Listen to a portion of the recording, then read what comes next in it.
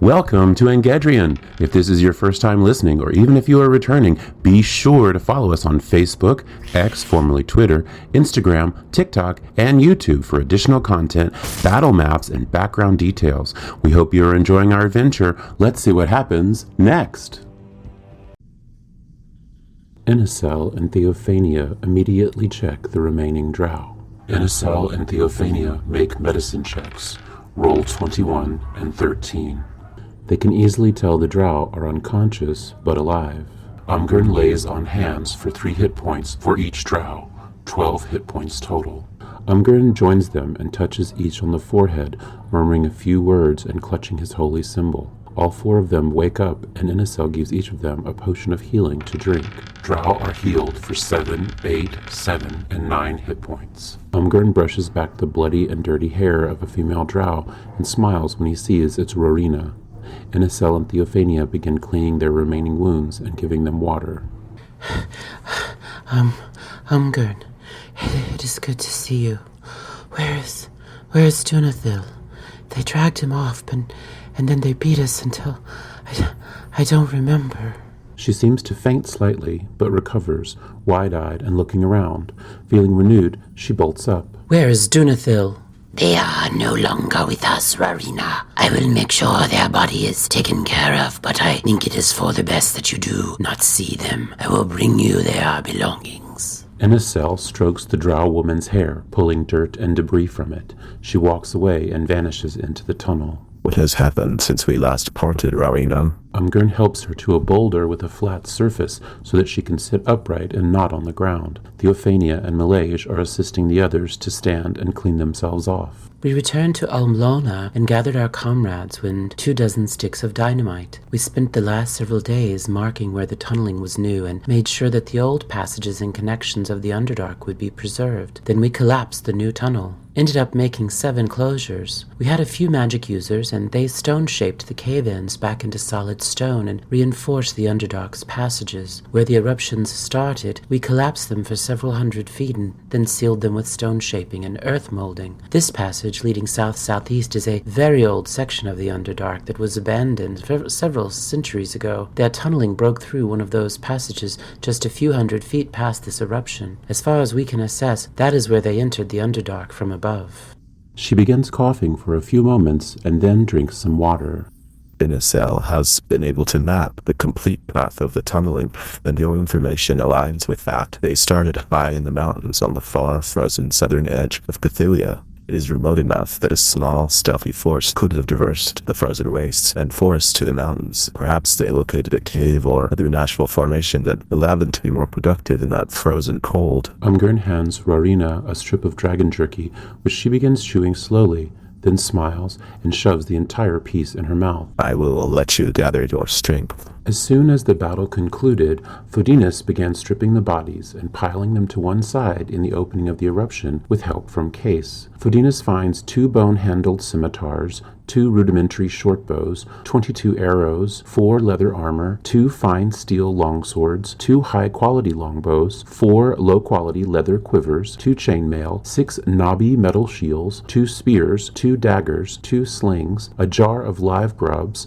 a small bag of bones carved into crude runes, a necklace of linked colored lizard scales, parchment with a crude drawing of a trap design, a squirrel carcass that looks like it has makeup on its face, a heavy rock painted with a yellow target splattered with blood, 43 gold pieces, and 44 silver pieces. Fodinas hands all of the coins to Case, who pockets them. Fodinas puts the longbows, longswords, and arrows to the side and stacks the rest of the equipment with the bodies, except for one of the shields. They take the salvaged equipment back out to the tunnel to confer with the group. Fodinas receives 2 fine steel longswords, 2 high-quality longbows, 22 arrows, and 1 knobby metal shield. Case receives 43 gold pieces and 44 silver pieces. Inacel carefully searches the mutilated body and finds a silver necklace with a moon pendant and a silver bracelet with several small beads hanging from it. She removes them and cleans them with some fresh water. The dirt of the eruption is soft here, and she is easily able to dig a lateral flat grave in the wall several feet deep. She places the body inside with flowers, herbs, and shiny silver stones. Using the dirt and some heavy stones that Peace and Malaysia solemnly deliver, she secures the body in the wall. Before departing, she burns some herbs to cleanse the area. When she's done, she returns to Rowena and hands her the necklace and bracelet. Rowena begins sobbing, and another drow embraces her for many minutes. Theophania and Inicel move away to the dragon. Inicel makes a nature check, assisted by Theophania. Advantage. Rolls 19. This dragon looks fairly intact, and we should be able to harvest a few things. There is the meat, of course, which Malaysia can cook and dry as before. I will collect some blood. Theophania, if you can remove the skin, wings, and breath pouch again, that would be great. The two of them set about removing the various bits of the dragon and laying it out. Under the neck of the dragon, there is an ornate black leather pack secured to its chest, which was almost invisible until Theophania began skinning the beast. Theophania removes it and throws it to Malaysia, who catches it, but he nearly falls over with the weight. He sits it down and opens it, finding a large number of coins. He examines the bag itself. Malaysia makes an intelligence check and an arcana check. Rolls 16 and 24. Malaysia fiddles with the straps and the pack for a few moments and realizes that the bag changes size and the straps expand or shrink depending on the wearer. He puts his arms through it and the pack shrinks to a 12-inch by 12-inch square on his chest, the same color as his shirt, almost invisible unless one knows it's there. The inside of the bag seems roomier than he would expect, and he assumes that this in fact is some sort of modified or upgraded bag of holding. He opens his own bag of holding, and Peace assists in holding the bag's mouth open. Malaysia inverts the pack and the coins pour out and into his own bag. Malaysia and Peace make perception checks. Roll 21 critical and 22. As the coins rain down, Peace and Malaysia both spot a strange object within the coins. Peace makes a dexterity check. Rolls 19. Before Malaysia can even see it properly, Peace's paws bolt into the stream of coins, grab the item, and remove it. The coins cease falling as the pack is empty. Malaysia returns it to normal and looks at the item Peace is holding. Malaysia makes an intelligence check and an arcana check. Rolls 9 and 11. Malaysia takes the item from Peace, who stares at it confused. Malaysia is sure this is a wand based on its size and can feel its arcane energy. The wand is silver and increases in diameter from the base to the end, with 8 rings at even intervals that also increase in size. The end of the wand has a blue crystal with jagged points. I am not sure what this is, but it's certainly magical. We can study it later. He places it in his own bag of holding and calls to Inicel. Inicel, I believe you'll be very excited about this little pack. I think it's some sort of stealth bag of holding. Perfect for you. I did take the liberty of emptying it, though. Malaysia grins and tosses her the bag. She pauses in her dissection of the dragon and slips her arms through the 2 straps so the pack is against her chest. In a second, it shrinks and adheres to her skin, taking on the color of her skin and scales. She looks up at Malaysia, smiles, and sticks her thumb claw up in appreciation. Inicel receives a chameleon's bag of holding. This item, the same as a regular bag of holding, has the additional property of blending in perfectly with the body of the wearer, such that when worn against the skin, it cannot be detected except by detect magic or if the wearer is dead. And she receives 1 flask of dragon blood equivalent to 3 vials worth. Malaysia receives 1,250 electrum pieces and 1,155 gold pieces and a wand of unknown identity. Theophania receives 6 pieces of dragon meat, 24 pounds, 8 pounds of black dragon skin, 2 black dragon wings of 16 pounds, and a black dragon breath pouch of 5 pounds. The party receives 150 experience points.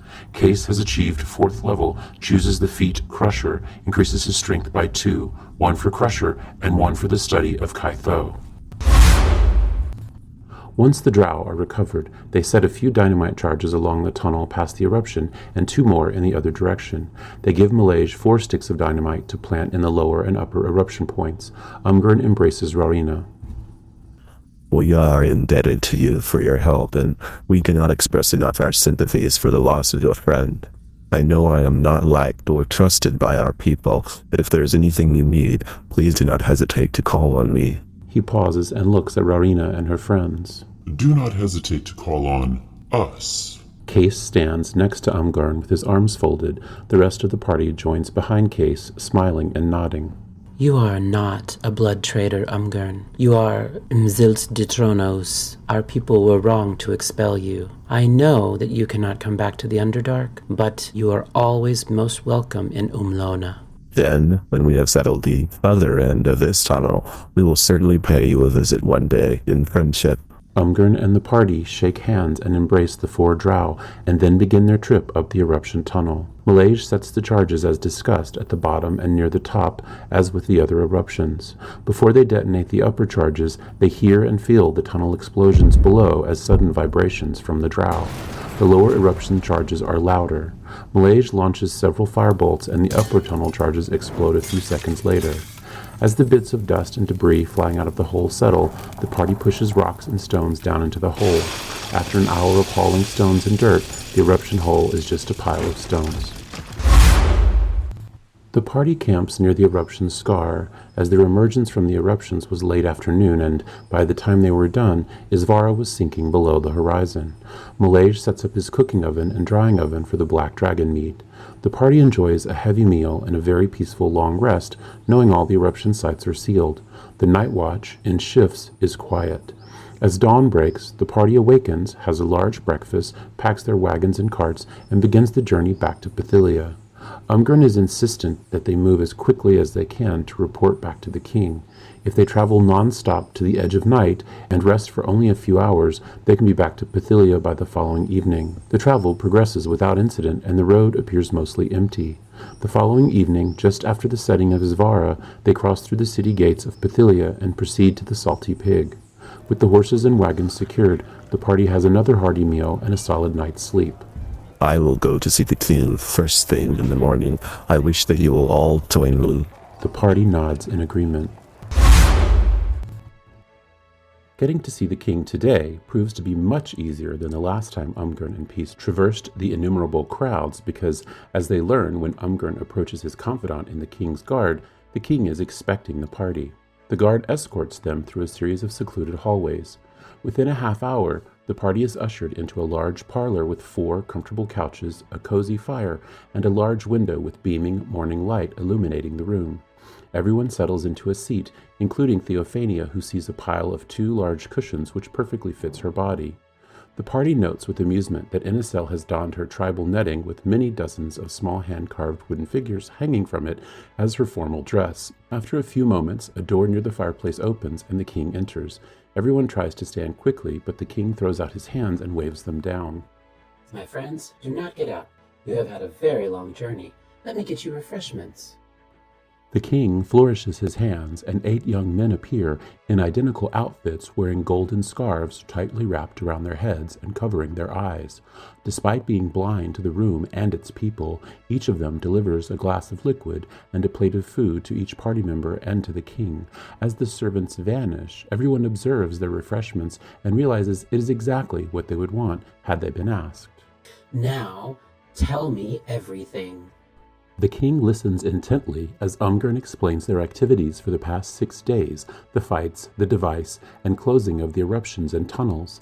Inicel explains her vision in the temple and their assessment of the threat in the mountains. The king follows as others add their comments. Finally, the king sighs deeply, drops his head, and then looks up smiling. Your kingdom is, of course, beholden to you and the drow who assisted you. Your contract will be paid in full, of course. As to this threat in the mountains, I am most appreciative of you bringing this to my attention, and I have a solution for it. As you may or may not know, our military, working with wizards, gnomes, and some engineers from Oldestal, have developed navigable dirigibles. The party stares at the king intently, but confused, except for Malaysia, who sits up in his seat and seems almost giddy. When the king sees that his concept is not clear, he smiles. Flying ships. The party gasps, and their eyes widen and their jaws drop, except for Malaysia, who claps loudly with his hair flaming. We have built 6 of them after the prototype, and they are ready, fully armed, for their first mission. My thought is that should be, closure of this tunnel our druid has seen a vision of. They will be able to get there in less than 2 days. My admiral of the Skyfleet assures me that the explosive they carry should close the tunnel, and they should be able to destroy any forces they find. The king pauses and takes a long swig of his beverage and pops a few small nibbles from his plate in his mouth. We would be honored to accompany. The king's hand shot up from his lap, and Umgren immediately fell silent. Although I have the utmost confidence and pride in my sky fleet, I am sending them because this task does not require, pardon my prudence, highly talented individuals like yourselves. I am sure they will accomplish the task easily and without issue, and of course, I have something far more important for all of you to do. The king stops talking and drinks his beverage in several slow sips and eats a few more bits. Umgren looks uncomfortably at everyone and then back at the king. Sorry, sir, but what do you need me to do? Umgren blushes and wrings his hands. You? Not you, Umgren. All of you. He smiles and sits up. The prototype is not going to destroy the tunnel. You are going to take it to the Blight and examine the real risk of this map. I've had the map examined, and it is authentic. That is, it is very old, but the inked dates are all new. I am sure our little fire genasi will be ecstatic about the possibility. Malaysia nods excitedly, wringing his hands. Based on the dates of the map, as I understand it, you have some time, so you will leave in 2 quindays for the Blight. I suggest you prepare yourselves. The king stands, nods, and then bows deeply to the party. He moves towards the door he entered and vanishes. Well, that was exactly what I expected. Peace laughs and finishes their milk. The party receives 25,000 gold pieces. The party finds themselves back at the Salty Pig less than an hour later. They sit together for a light lunch and discuss the next 2 quindays. I've got coins, so I will be gambling. Fodinas laughs and puts a bite of roasted chicken in his mouth. I want to go see the Mind Flayers, and Peace has to come with me. Peace, you'll come too? Malaysia eats several bites of fruit, smiling and nodding. Case and Peace nod in return. It is unclear how long this exploration of the Blight will take. I will confirm with Umgren, but I need to upgrade our supplies. Theophania sips her beverage and holds a deep, contemplative look. And I'll need to store my cart. The furrier will be happy to do that for me. And I have to pick up some cold weather gear I ordered. Umgren, did you borrow or buy the wagon? I am happy to return it to Woods Head and return.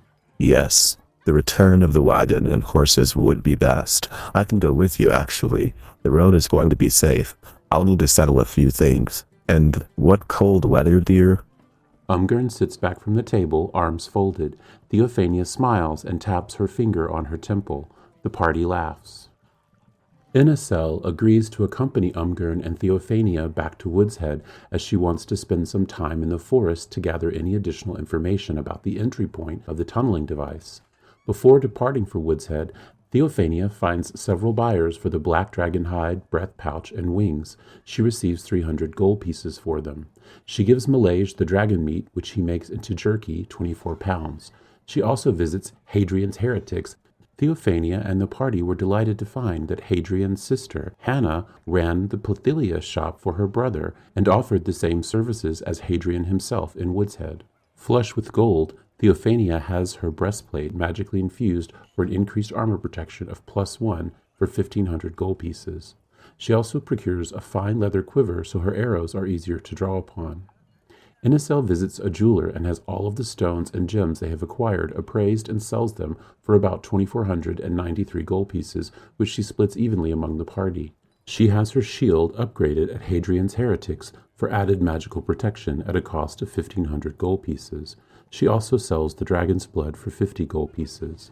Lastly, Umgren has his splint armor upgraded for 1,500 gold pieces magically for additional defense.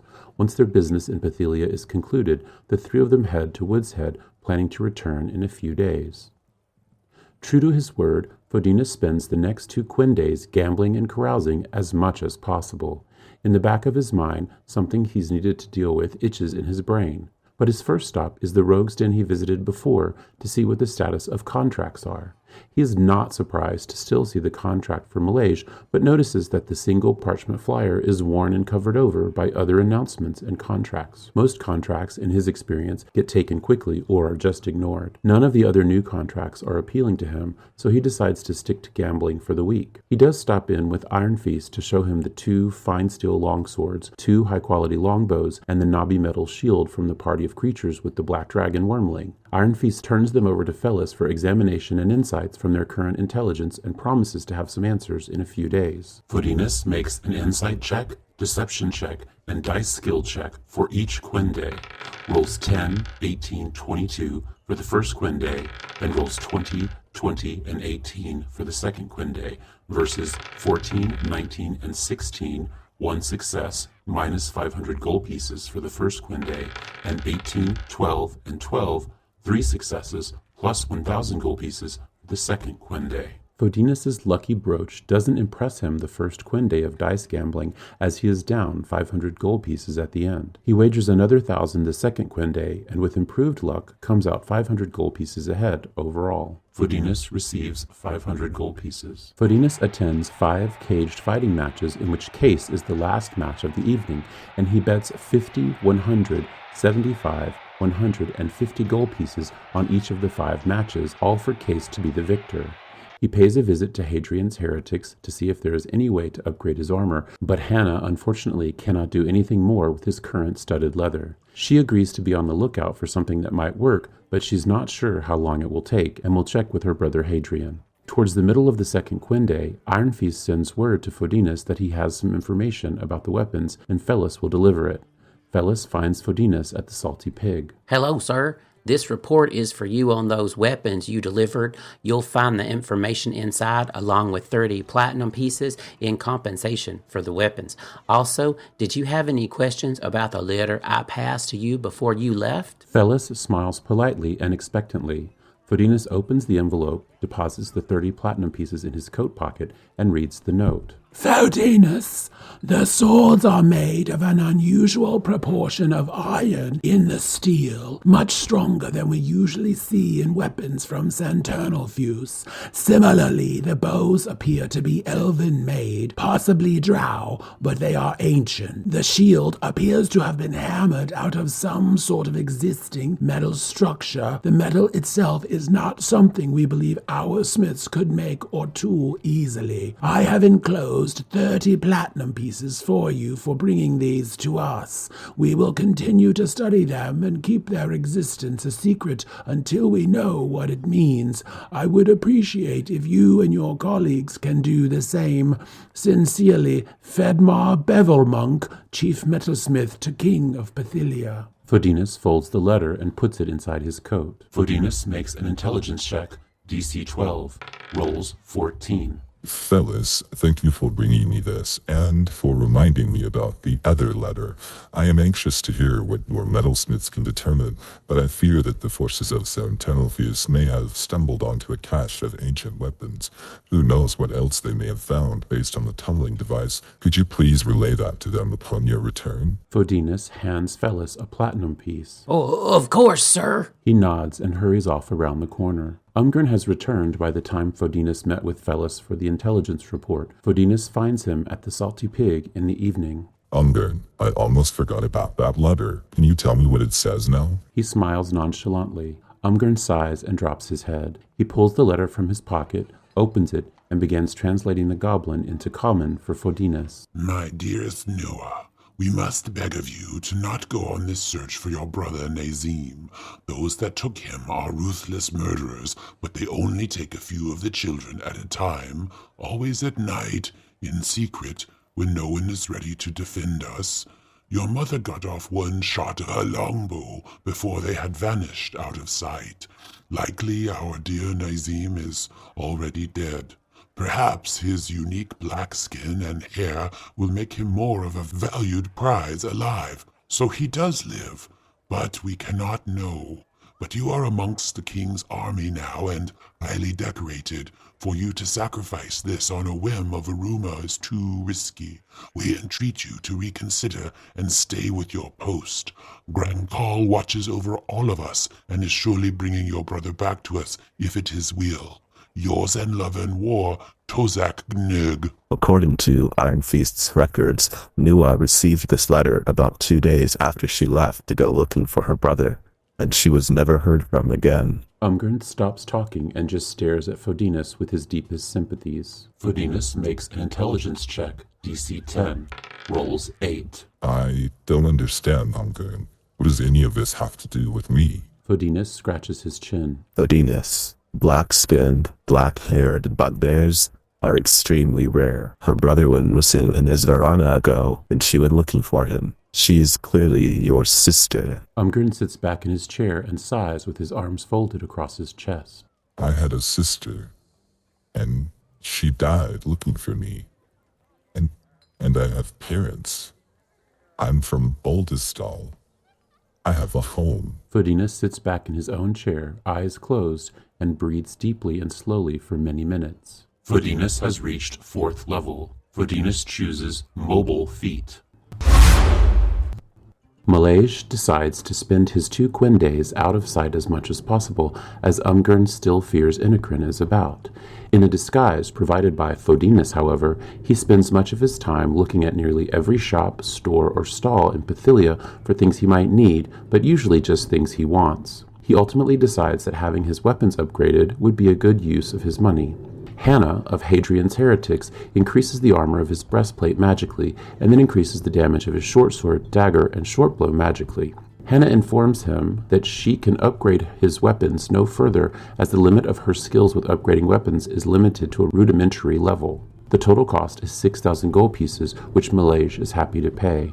Malayj receives a breastplate +1, short sword +1, dagger +1, and shortbow +1, pays 6,000 gold pieces. Malayj spends some time with the wand they found and determines that it is a wand of magic missiles, which he thinks will serve him well. With his shortbow magically enhanced, Malayj replicates a spell-wrought tattoo that allows one to find a familiar. He uses it on himself and finds Vesper, a hawk which sparkles with fiery eyes and feathers. He explains how the spell works to Case, Fodinus, and Peace, who each use it in turn one day during the week to recruit Hestia, a cat, Slipknot, a weasel, and Thought, an owl, respectively. When Umgern, Inicel, and Theophania return, he repeats the process with them, and they recruit Vizal, a raven, Sister, a spider, and Filigree, a snake, respectively. Happy that he has provided everyone in the party with a pair of mobile eyes and ears, he replicates the spell-wrought tattoo for Hellish Rebuke, which he feels will be a fitting surprise for Innikrin should he run into her. His left hand now has a black figure wrapped in flame tattooed on the back of it.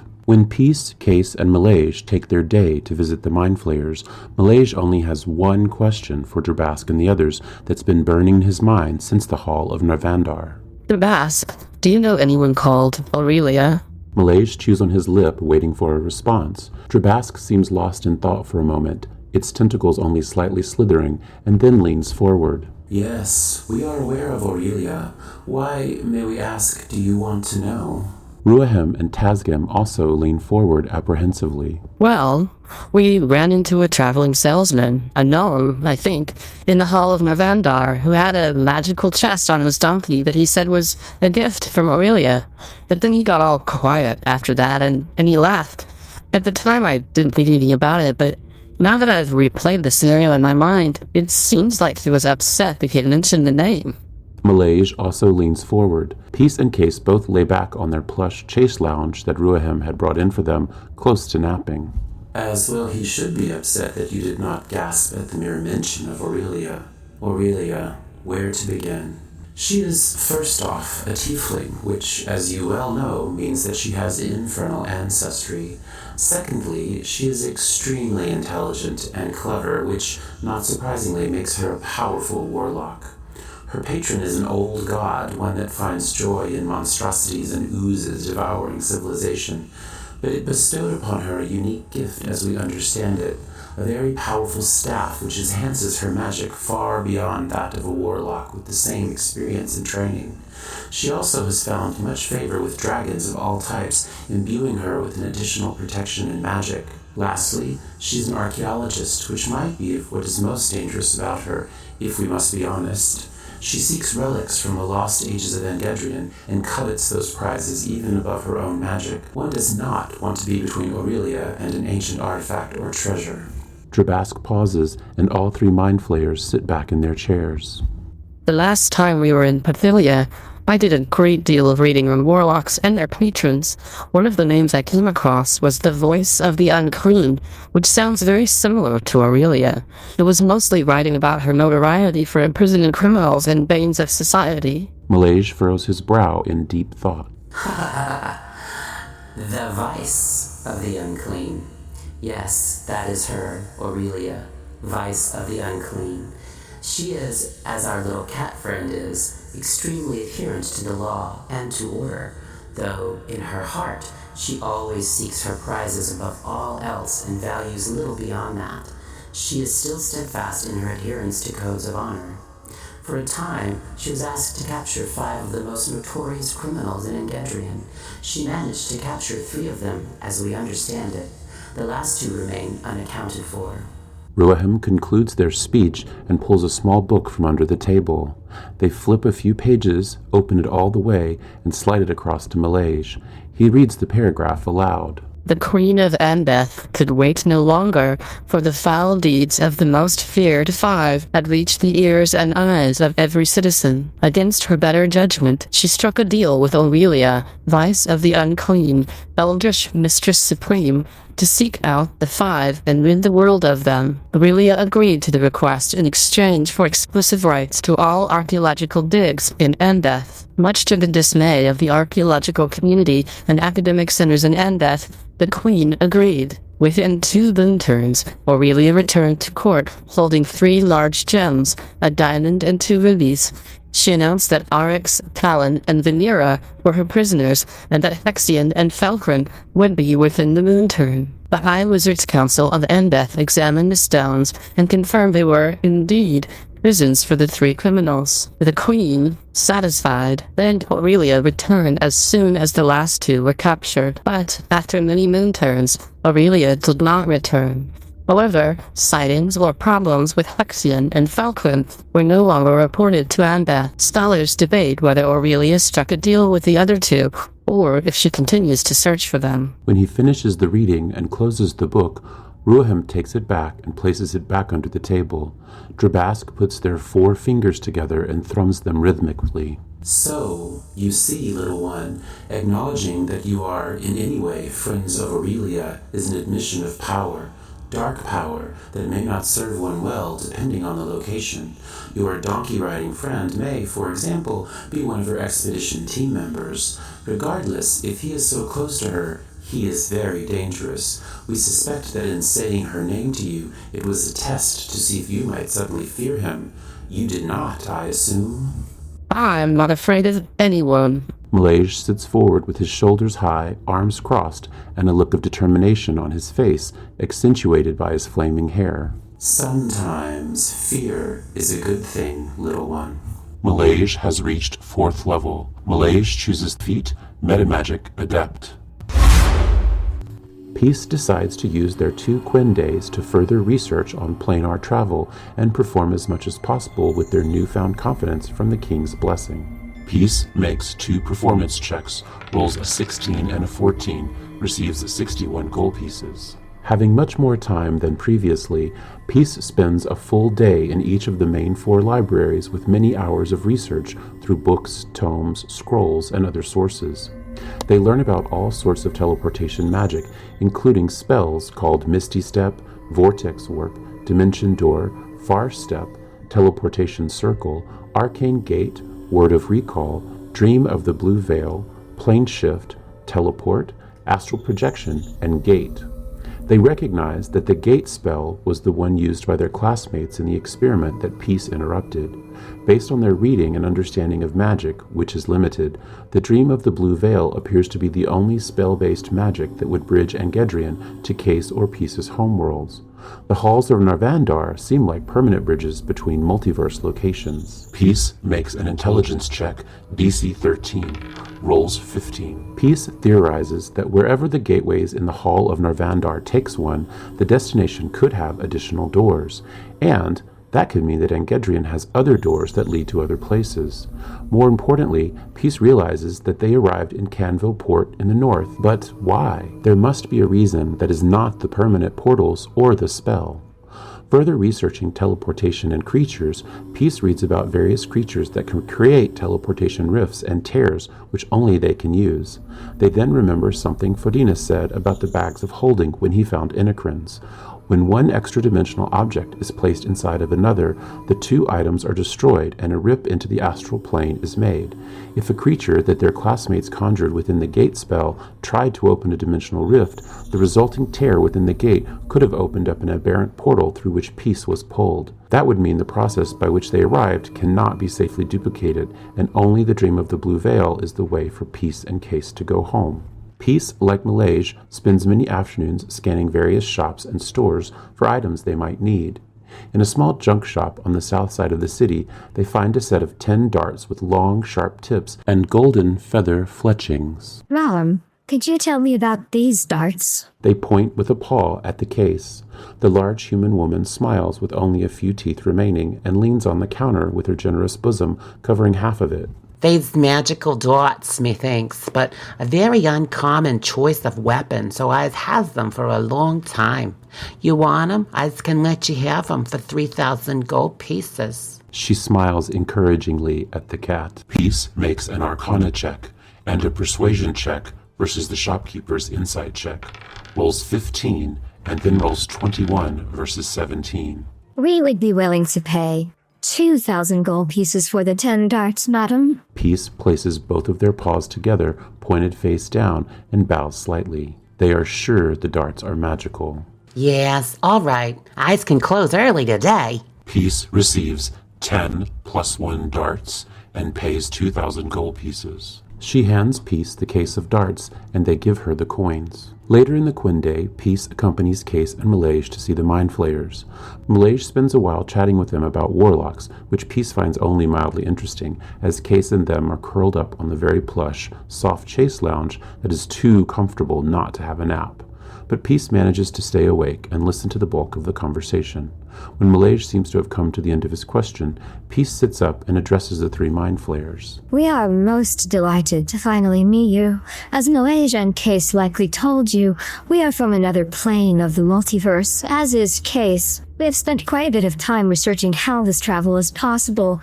We understand that you, Trabask, brought Case here via the Dream of the Blue Veil and a magical dagger that was made here in Engedrium.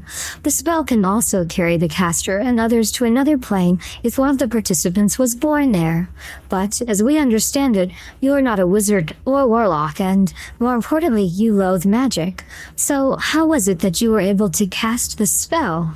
Drabask's tentacles undulate and writhe gleefully, and their eyes sparkle. We see, Malaysia, that you have friends that are as wise as you are intelligent. Very good, very good. The Dream of the Blue Veil is indeed a spell of magic that we do not possess the power nor the talent to cast, nor the desire. However, before our last battle with Case, we had faced off against a very powerful sorcerer named Finderel.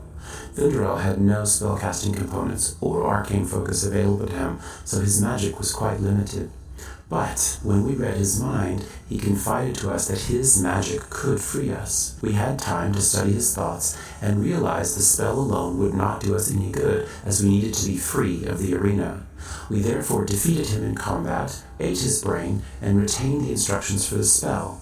It is a small trick we Mind Flayers can do should a memory be very important and we know about it before we devour the brain. Then we waited for the best partner to escape, and that was Case. Peace ponders this information for a few moments. So, you can cast it as if it were a scroll from your memory. Drabask nods. Even if we were a wizard, to create such a scroll would take many moon turns and a large amount of gold.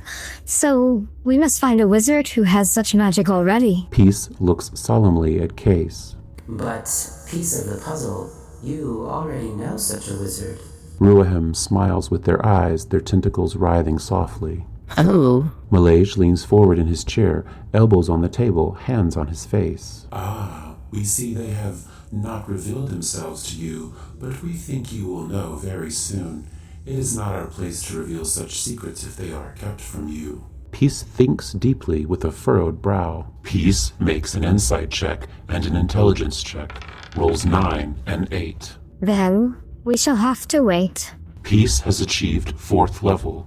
Peace increases his wisdom by 1 and his dexterity by 1. Case checks in with the caged fighting matches as soon as they return to Pathilia and discovers that he will be able to have bouts on 5 different nights. Fodinas is quite excited and bets on Case for all 5 matches before the night of the first match, giving him superior odds of 35-1 on all 5 matches should Case win all of them. After the first match, which Case wins in 2 rounds with his Echo Knight talent, the fight organizer forbids him from using the skill in future matches, to which Case agrees. The odds for the subsequent matches fall to 4-1. Case wins all 5 fights, though one opponent is more difficult than the others. The match organizers thank Case for playing more fair without his special skill and award him 600 gold pieces for the 2 Quindays. Case receives 1,500 gold pieces total. Fodinas receives 13,125 gold pieces for his advanced 35-1 odds on Case winning all 5 matches. Case accompanies Peace and Malaysia to see the Mind Flayers and spends a few minutes with Tazgam regarding his strength training of Kai Tho and how it has made him stronger already. Tazgam is impressed and happy with Case's accomplishment and encourages him to continue on his path. Case pays little attention to Malaysia or Peace's discussion with the Mind Flayers because the couch provided is so comfortable he cannot help but fall fast asleep. When he awakens, Malaysia and Peace are ready to go, and the Mind Flayers seem to be chuckling to themselves as the big sleepy cat stretches and wakes up. Case practices his Kai Thu every morning, and Peace usually joins him, practicing their ki. On the 4th morning, Case notices many similarities between what they are doing and how they focus, but not much difference. Peace, tell me please, what is the difference between your practice of ki and my practice of Kai Thu? Peace looks up from a handstand where their spear is balanced on their rear paws high in the air. They dismount from that position, catch their spear, and sit with their legs crossed. We are a monk of Ki and see ourselves as part of the natural world, moving through it to observe and be bent by its will. Ours is not to bend things to our will unless forced to. For example, let us assume we come to a large boulder blocking a tunnel through which we need to pass. Near to the top of the tunnel, there is space on either side of the boulder, but at the base it is fully blocked. He teaches us to use our strength and agility to climb through the passages on the left or right at the top of the boulder, leaving the boulder undisturbed. Because the boulder has done nothing out of the ordinary and is behaving exactly as we would expect it, Kai Thu would teach you to use your strength before anything else to deal with the boulder. You might roll it, split it, push it, or lift it out of the way. But Kai Thu would never expect that the boulder in your way or anyone's way is an acceptable state. Imagine now that not a boulder, but a very large, angry ogre stands in the same place. Both Ki and Kai Thu teach us how to use our skills to deal with the ogre, because it is trying to impose its will on us unnaturally. Does that make sense? Peace pauses and stretches their arms high above their head with their spear between their claws. Possibly. Can you give me another example? Case scratches his head, trying to make sure the concepts are clear. Of course. We are at a river crossing, and there is a ferryman who is demanding 100 gold pieces to cross today because a horde of angry creatures is headed this way. The ferry will clearly hold 10 people safely, and there are only 5 people on shore, including us, who wish to cross. He would teach us to seek the compassion within the ferryman and convince him that we can all easily go and we will all survive. If we do not go, we will all be killed and our 5 families will hunt him down to kill him for abandoning us. Kai Thu would teach you to bludgeon the man and take control of the ferry, saving all of us and the ferryman.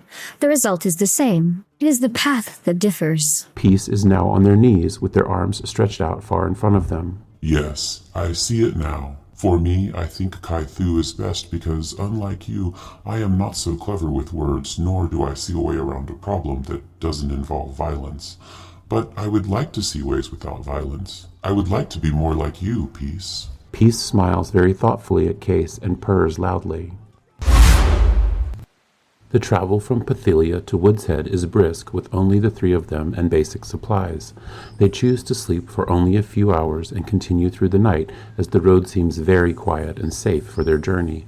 They arrive in Woods Head on the afternoon of the 4th day, having spent 1 day in Pathilia, and break off to complete their tasks. They plan to reconvene in 2 days to return.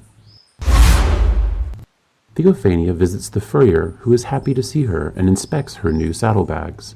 He makes some adjustments to them, which includes adding a soft fur lining to the underside and straps, as well as adding several secure leather straps to allow for packing additional items on the back and sides.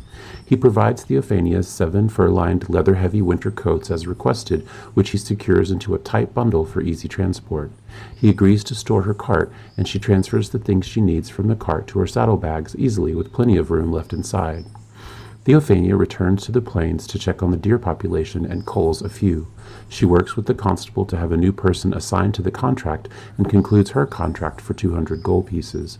During her time in the woods and plains, she could find no trace of abnormal activity, and the 2 closest eruption sites were still closed.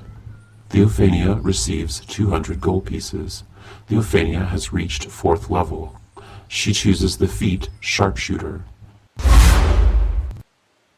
Inicel immediately departs from Umgurn and Theophania to re-enter the East Mornwood. She only has 2 days to explore and wants to attempt to learn anything she can about the entry point of the tunneling device in the mountains. She spends 2 full days and 1 night in the forest, wild shaping into various beasts and using her speak with animals abilities. She cannot physically make it anywhere near the supposed entry point due to the distance, but she hopes that information travels through the animals as easily as it travels through people. She is able to wild shape and speak to animals 12 times during this period.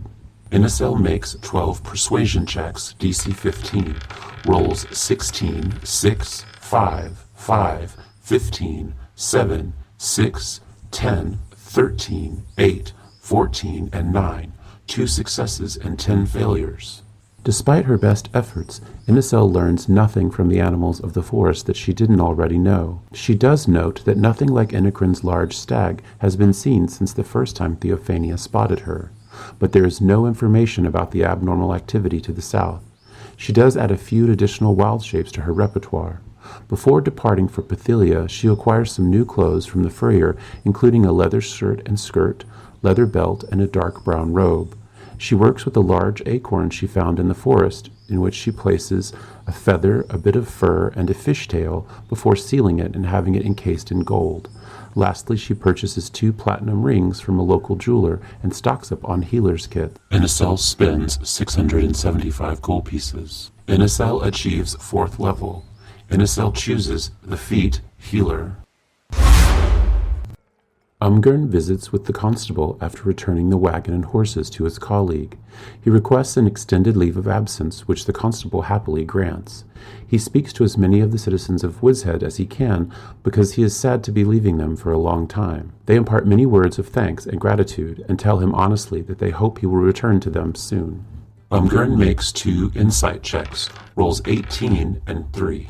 While listening to idle gossip, rumors, and stories at the various taverns over 2 days, he learns that the mysterious woman that his party apprehended has not been seen since in Woodshead. He also learns that the road to Pathilia has been very quiet for several days, but just today someone reported bandits on the road. He is not surprised by this because the explosions of the eruptions have likely driven any creatures away from the roads, and the bandits are always looking for easy targets. Umgurn visits a local jeweler and acquires 100 gold pieces worth of silver powder for various spells. He also visits the local church to ask the priest about the holy rituals of foreknowledge, which the priest explains in detail. He also gives Umgurn a set of thinly carved human bones, which have various runes etched into them to practice with. He packs the last of his things and gives the constable a goodbye hug, which Umgurn feels is quite sincere.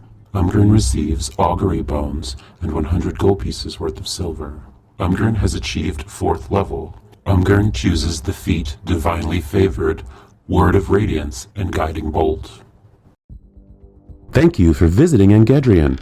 Don't forget to find us on Facebook, X, formerly Twitter, Instagram, TikTok, and YouTube for additional content, battle maps, and background details. We hope you're enjoying our adventure. We can't wait to hear what happens next.